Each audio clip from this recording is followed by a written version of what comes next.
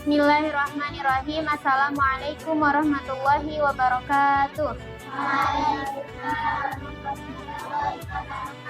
Alhamdulillahirabbil alamin wassalatu wassalamu ala asyrafil anbiya'i wal mursalin wa ala alihi wa sahbihi ajma'in. Amma ba'du. Syukur alhamdulillah, marilah sama-sama kita panjatkan kehadirat Allah Subhanahu wa taala yang telah memberikan kita begitu banyak nikmat, di antaranya nikmat iman, Islam, kesehatan dan kesempatan, sehingga kita dapat berkumpul bersama hari ini untuk mendengarkan kultum dengan tema Nuzulul Quran. Salawat berangkaikan salam, marilah sama-sama kita sanjungkan kepada junjungan alam, yakni baginda Nabi besar Muhammad sallallahu alaihi wasallam dengan lafaz Allahumma sholli ala sayyidina Muhammad wa ala ali sayyidina Muhammad. Mudah-mudahan dengan banyaknya kita bersalawat kepada beliau, kelak kita akan mendapatkan syafaatnya di yaumil akhir nanti. Amin, amin ya rabbal alamin. Jadi berkumpulnya kita di sini kali ini untuk mendengarkan kultum yang akan disampaikan oleh Ustazah Elvia Sirah mengenai seputar Nuzulul Quran.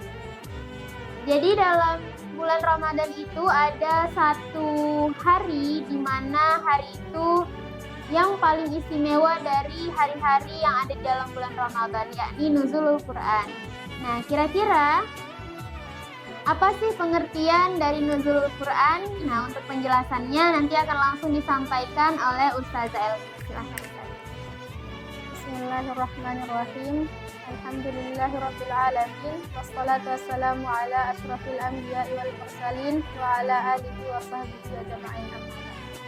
Oke, saya akan menjawab apa itu Nuzulul Quran. Nuzulul Quran adalah peristiwa diturunkannya wahyu Allah Subhanahu wa taala kepada Nabi Muhammad Shallallahu alaihi wasallam melalui perantara malaikat Jibril secara berangsur-angsur. Sewaktu Nabi Muhammad Shallallahu alaihi wasallam berusia 40 tahun ketika sedang berkhalwat di Gua Hira, mengasingkan diri dan berdoa. Nah, jadi itu dia tadi pengertian dari Nuzulul Quran. Selanjutnya, pada saat turunnya wahyu tersebut, apa sih yang dirasakan oleh Rasulullah pertama kali? Rasulullah Shallallahu alaihi wasallam merasa takut dan berdebar saat menerima wahyu yang pertama kali. Beliau juga merasakan gemetar dan khawatir. Nabi Muhammad Shallallahu alaihi wasallam menerima wahyu pertama di Gua Hira. Saat itu, Nabi Muhammad Shallallahu alaihi wasallam sedang tertidur sendirian di dalam Gua Hira. Malaikat Jibril datang tiba-tiba dengan suara yang sangat keras. Nabi Muhammad SAW terbangun dan merasa takut. Tubuhnya gemetar setelah dipeluk dan didekap oleh malaikat Jibril.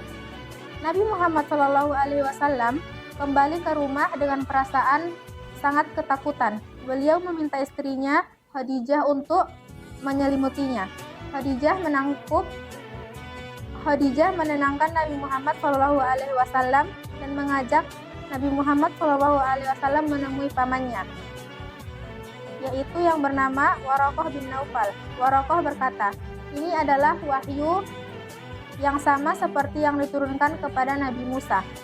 Waraqah dan Khadijah berusaha menenangkan Nabi Muhammad SAW. Jadi Ustazah, dari penjelasan tadi ada dikatakan bahwa pada saat itu Nabi Muhammad itu merasakan ketakutan. Memangnya apa sih yang malaikat Jibril katakan sehingga Nabi Muhammad merasa bahwa dirinya sangat takut?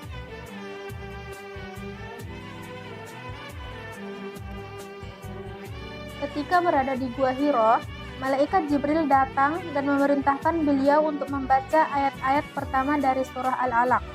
Setelah membaca ayat-ayat tersebut, Rasulullah SAW merasa demam dan menceritakan peristiwa tersebut kepada Khadijah, istrinya.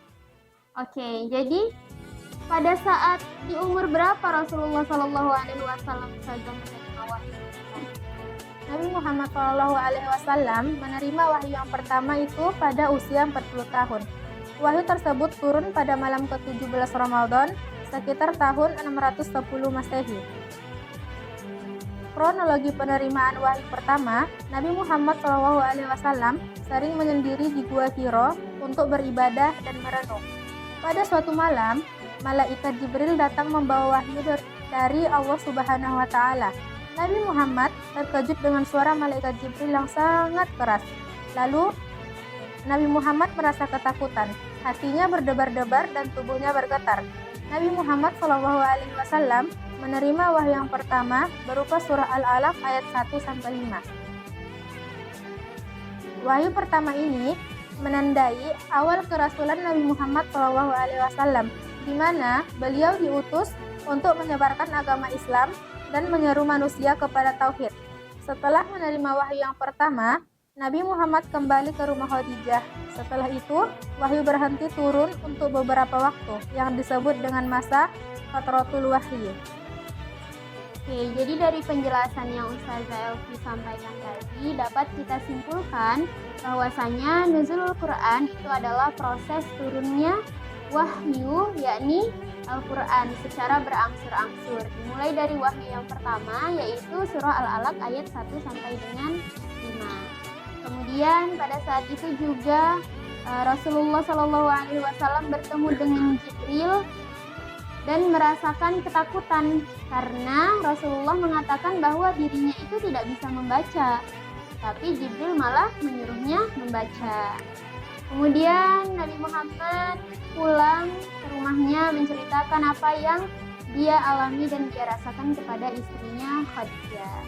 Jadi peristiwa nuzulul Quran adalah salah satu peristiwa yang sangat-sangat mulia yang sudah seharusnya kita ingat dan kita peringati sebagai umat Islam, karena kitab suci yang kita baca sehari-hari dan menjadi pedoman kita adalah Al-Quran. Tadi ada Nana Ustazah yang ingin bertanya, silahkan angkat tangannya dan sebutkan namanya. Silahkan. Siapa namanya, Nak? Oke, salam dulu ya. Waalaikumsalam warahmatullahi wabarakatuh.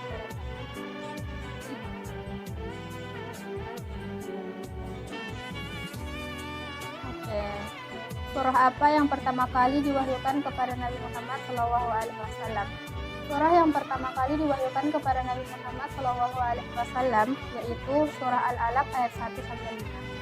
Siapa di sini yang udah hafal surah Al-Alaq? Banyak ya. Coba kita bacakan ya Ustazah sama-sama surah Al-Alaq ayat 1-5. Dari A'udzu dulu. 1, 2, 3.